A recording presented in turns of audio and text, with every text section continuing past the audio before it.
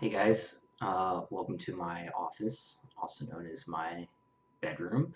Um, so yeah, I write a blog entry once a year, so hopefully much more often than that soon. But I thought it'd be fun to do some videos because people are all about that these days. They're like on to their YouTubes and everything, and everyone has the attention span of a smart goldfish. We'll say a smart goldfish, but it's still a goldfish. And yeah, so we're gonna try this. And plus, videos are they're fun. They're fun, guys. Um, so I wanted to do. I've been wanting to talk about epistemology for a while, and I thought I would just kind of break it up into kind of like 5-minute videos, or honestly, it'd probably be shorter than that. Probably somewhere gonna be like 2 minutes. Um, and I just kind of want to go through how I've developed my own epistemology, but I'm kind of jumping ahead to even say that. So let me begin. I made some notes. Um, so first of all, epistemology is the theory of knowledge, how we know things. And I think the very first thing to say is like, why does this matter? Why? Uh, I'm not a professional philosopher, neither are you, most likely. So, like, why are we even talking about this? Why does it matter? And you could even say, why does philosophy matter?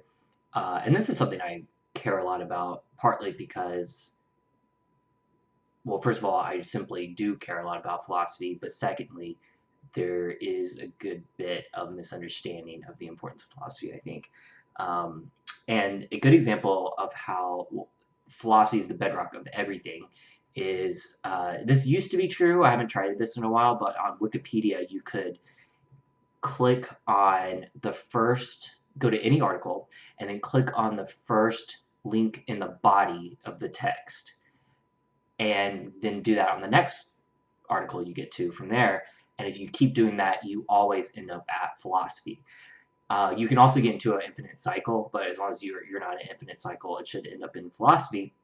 And that's because philosophy is a study of the most fundamental things. So, like if you go to Kevin Bacon first, the first link will usually be Kevin Bacon is an actor, blah, blah. An actor will be a hyperlink, so you click actor, and then it says actor is a type of performer. You click on performer, and it gets more and more general until you end up in an area of philosophy. Another one of my favorite jokes that illustrates this is a scientist and a philosopher talking, and the scientist asks, why does philosophy matter? And the philosopher says, I don't know, why does science matter? And the scientist says, well, because science, and the philosopher immediately interjects and says, careful, you're about to do philosophy. So basically, philosophy is unavoidable. Like it can remind us of these crazy thought experiments, these armchair, just going into your imagination and all this crazy stuff, which includes all of that too, but it's also just the most fundamental part of reality in a sense, or not even in a sense, I guess.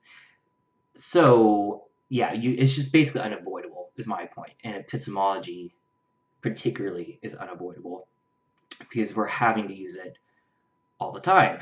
So I'm looking at my notes. Yeah, so I mean, just to illustrate, I like taking the example of something like, why do you think, um, let's say, why do you think Australia exists if you've never been? So, and if you have been, pick another country that you haven't been to. So, you haven't been there. If someone's brought back something from there, how do you even know it's from there? If you've seen a TV from there, like you really have no direct evidence that Australia exists at all. Um, it's a bunch of hearsay, kind of, and yet you feel very confident it does exist. Uh, and and this is the really important part. I think we would agree that it's right to feel confident that it exists, even though we don't have direct data individually that it does. And when I say direct data, I mean in the most direct sense, like going there ourselves or something that is nearly indisputable on an individual level. So right there, you're confronted with epistemology, and to take it one step in a more realistic direction, when someone doubts the moon landing. That I think is a good example of all of a sudden having to think, if you stop and think about it for a second, it's like, why do I think it happened? Or what is a good response to those who doubt it? Because theoretically, it could have been a hoax. And yet you probably feel pretty confident it wasn't. And I would argue you're using a lot of kind of epistemological shortcuts and heuristics to come to the conclusion that it really did happen. But that's jumping ahead. I'll get into that later. But and then just to take this to something a little bit more every day, or something that's really important, when we go to the voting booth and let's take some sort of mundane law about changing like a tax rate. That has huge repercussions in society in so many different ways that is extremely hard to calculate. And the people who have done the research, you probably haven't read all of it. You've probably seen maybe at best like some broad statistics. And yet it might be totally valid to feel confident, once again, that changing this tax rate in one direction or the other is a good thing, or will have this overall effect, you could say, because the good thing part is a value judgment, and that's a whole nother category. So it's really fascinating when you stop and think how we feel like all this knowledge is within reach of us, and we're not wrong, really. Like, that knowledge, at least to a degree, is, but if you really look at the links there, sometimes it's harder to really nail down, and sometimes they're weaker than we realize at first. So that's why it's important, is because we are simply faced with it, in a sense, every second of every day. Like, we have to decide how we think we know things, how sure we are of them, and make those judgments about other people ultimately too when you're in a debate.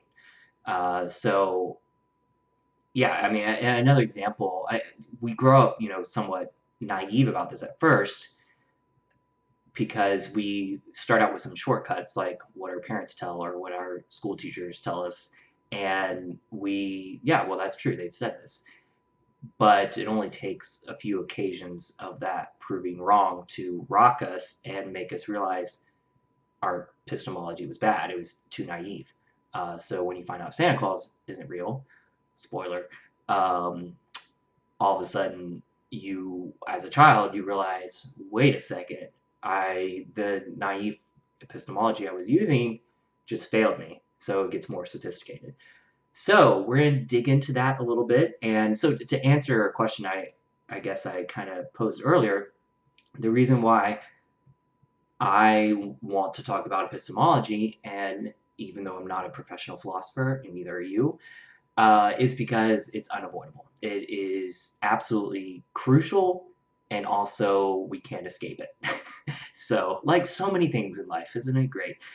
So we have to we are forced with coming up our own epistemology. And that's another thing I would say is, even if you haven't used the word epistemology before or thought that much about it, you have thought about it probably more than you realize. You have to face it, as things change in your life, as you change opinions on something, you're at least implicitly, and hopefully, having a more and more sophisticated epistemology, or at least you're running up against your own epistemology.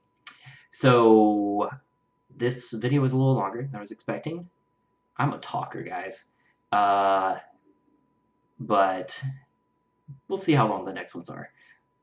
So anyway, I hope you guys enjoyed this. Give me some comments, like my YouTube, tell me how I'm going to have 2 million views soon, boost my ego. Tell me about your epistemology. I don't really care. Anyway, I will talk to you guys later.